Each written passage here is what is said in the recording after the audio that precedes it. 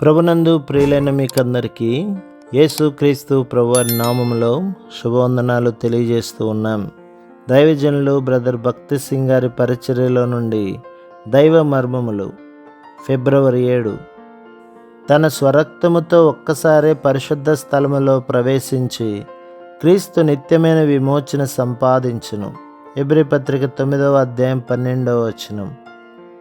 యేసు మన కొరకు ప్రతిష్ఠించిన మార్గమున అనగా నూతనమైనదియు జీవము గలదియు ఆయన శరీరమును తెర ద్వారా ఏర్పరచబడినదియునైన మార్గమున ఆయన రక్తము వలన పరిశుద్ధ స్థలమునందు ప్రవేశించుటకు మనకు ధైర్యము కలిగి ఉన్నది.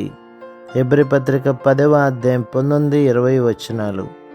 రాత్రింబవళ్ళు దీపమును వెలిగించుటకు ధూపము వేయుటకును వారమునకొకసారి రొట్టెలను మార్చుటకును యాజకులు ప్రత్యక్షపు గుడారములోని పరిశుద్ధ స్థలములోనికి ప్రతిదినము ప్రవేశింపవచ్చును. ప్రధాన యాజకుడైన అహరోను సంవత్సరమునకు ఒక్కసారి మాత్రమే తెరను దాటి అతి పరిశుద్ధ స్థలములోనికి ప్రవేశింపవచ్చును. యెరూషలేములో ఈ తెరను పోలిన గర్భాలయపు తెర యేసుక్రీస్తు ప్రభు శిలువలో మరణించిన దినమున నడిమికి చినిగెను. లూకాసు సువార్త 23వ అధ్యాయం 45వ వచనం.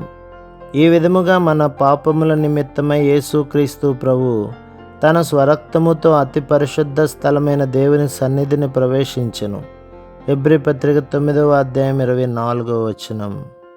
ప్రభు మిమ్మును మీ కుటుంబములను మీ సంఘములను దీవించి ఆశీర్వదించునుగాక. ఆమేన్.